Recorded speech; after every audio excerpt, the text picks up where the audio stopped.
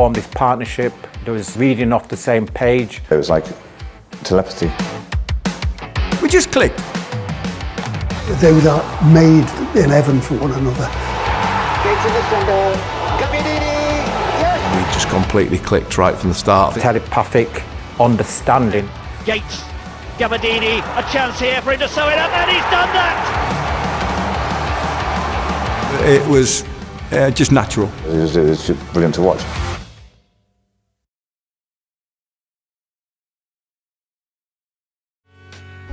Sunderland is a yo-yo club, and it's a club which has got a very good habit of building you up, getting you on a high, and then, unfortunately, bang, getting you right back down on the low. It was 2 years from when Memory first arrived, that would have been 85, to great fanfare. Everyone loved the fact he was coming. It was great. Everyone thought we were going to be second with here, we're going to win the league or whatever.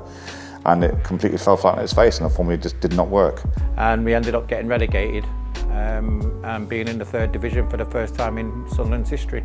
But the turning point was when we actually employed Dennis Smith. When I went there, I found that there was a lack of confidence, a lack of organisation.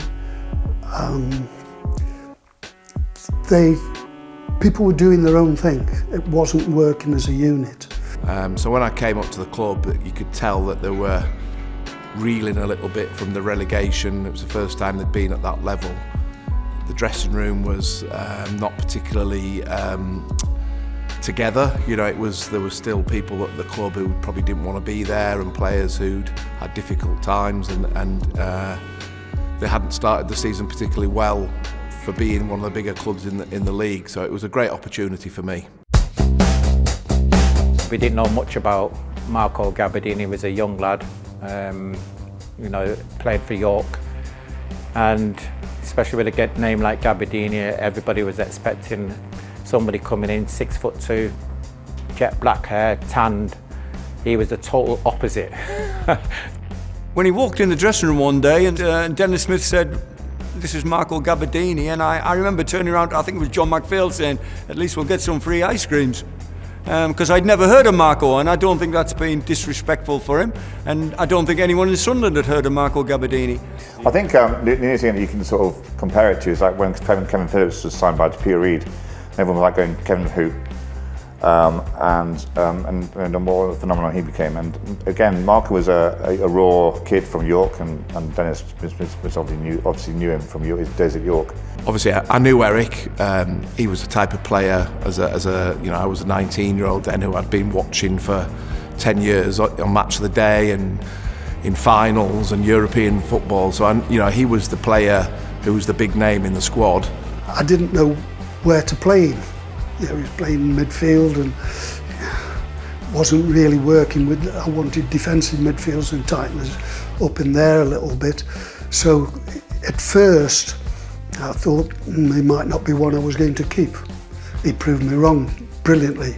And when Gabba's come and he was making the runs and perhaps not getting the surface, I'm talking to Gatesy, and Gatesy says, "Gaffer, let me play just in that little hole and I'll destroy teams." I go, "Right? I'll hold you to that?" He says, "Yeah, you can." And he did. I didn't realise how good he was.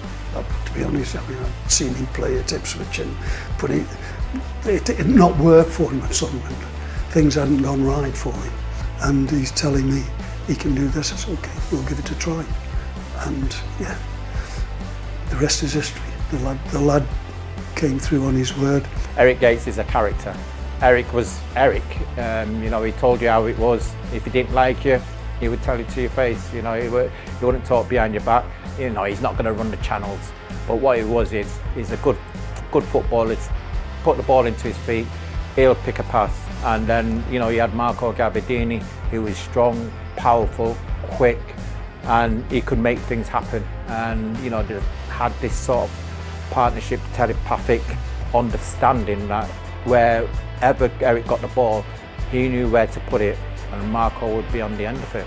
Gates had the brains, and he could put the ball on a sixpence. Marco in his day was fast, really fast, and watching him run was just like phenomenal. I used to say to Marco, look, I just want to see your big fat arse running towards the goal.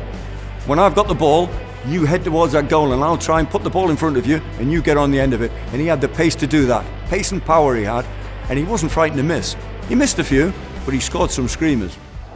The playoff system has its critics, but for atmosphere and tension, there have been few occasions this season to match St James's Park tonight. I think when that outstanding season now, we went on a run, and everybody talks about obviously the playoff.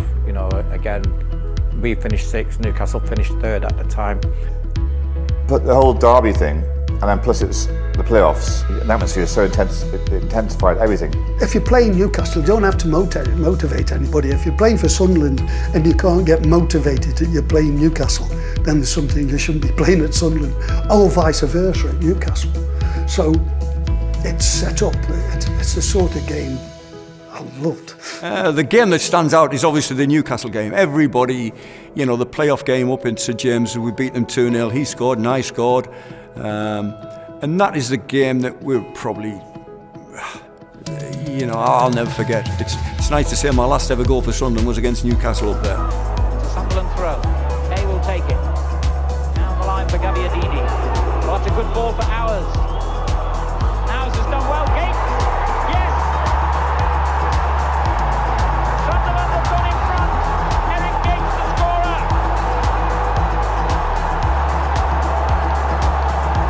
And the most experienced man on the field, Eric Gates, former Ipswich Town and England international, has given Sunderland a green start.